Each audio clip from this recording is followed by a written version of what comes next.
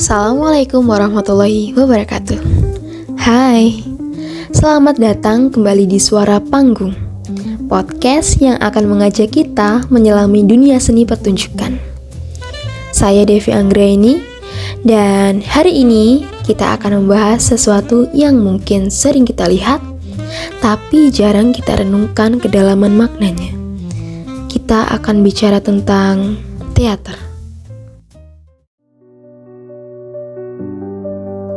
Pernahkah Anda duduk di kursi teater, lampu ruangan meredup, dan tiba-tiba Anda merasa dunia di luar sana hilang? Hanya ada Anda, para pemain di atas panggung, dan cerita yang sedang mereka hidupkan. Itu adalah sihir teater. Bukan sekedar acting, bukan sekedar naskah, tapi sebuah pertemuan hidup antara manusia dan manusia. Di episode kali ini, kita akan mengupas tuntas apa sebenarnya seni teater itu. Apa saja elemen yang membuatnya hidup, dan yang paling penting, apakah teater masih relevan di era digital yang serba cepat ini? Siapkan kopi Anda, dan mari kita mulai perjalanan ini.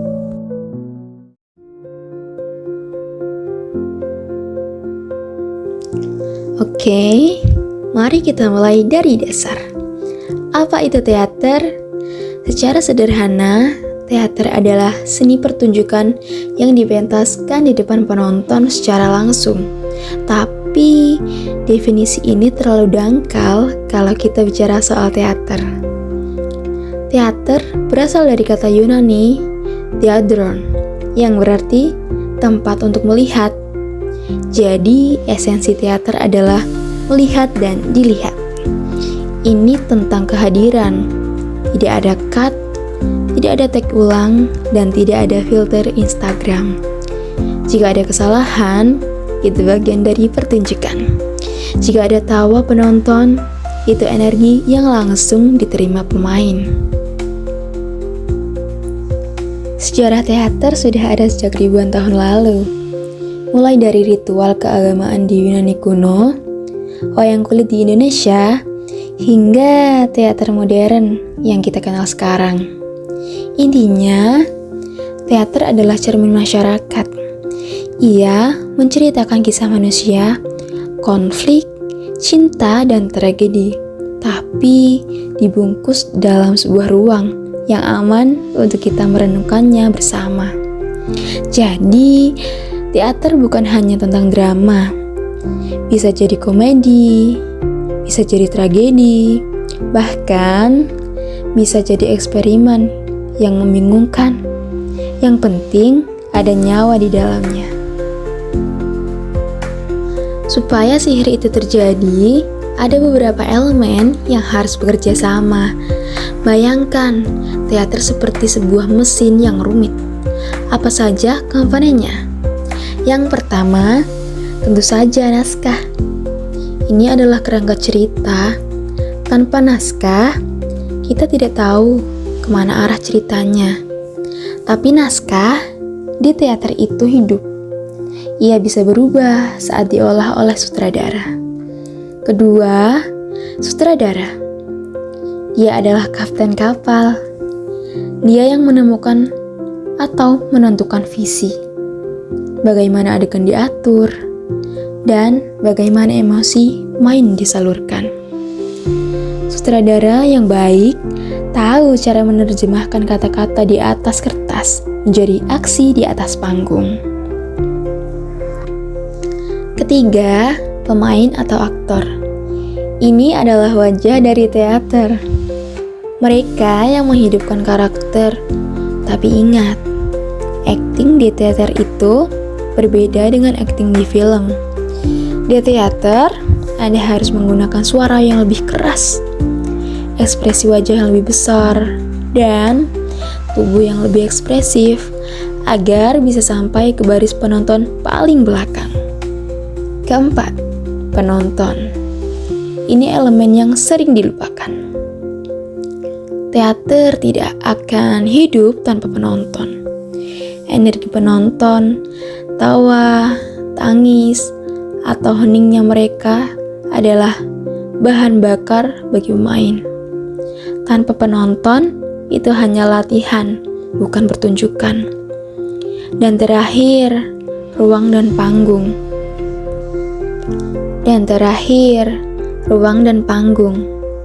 Apakah itu gedung megah? Tidak harus.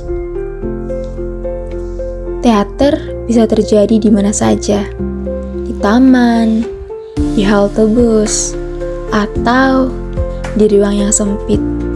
Yang penting adalah ruang itu menjadi dunia bagi cerita yang diceritakan. Ketika semua elemen ini bertemu, terjadilah apa yang disebut live performance. Sebuah momen yang tidak bisa diulang persis sama.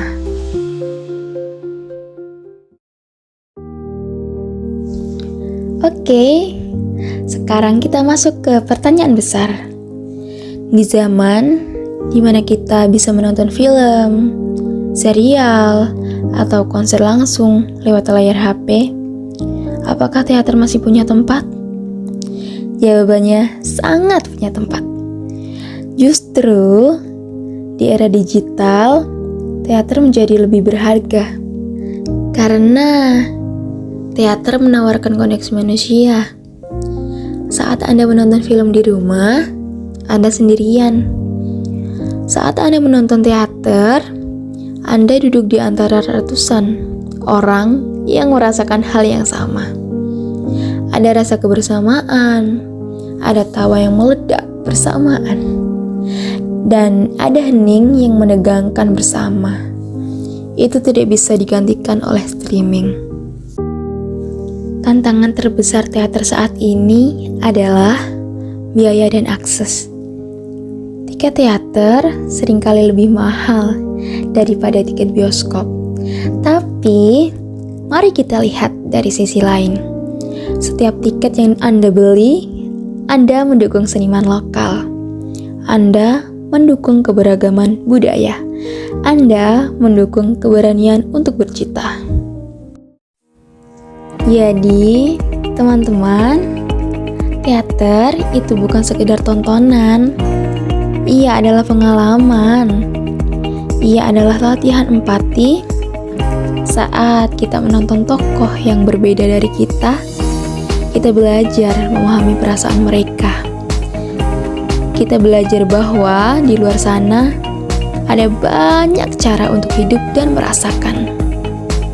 Jika Anda belum pernah mencoba menonton teater, saya sarankan cobalah. Cari grup teater lokal di kota Anda. Jangan takut. Jika Anda tidak mengerti semua simbolisme di dalamnya, nikmati saja energinya.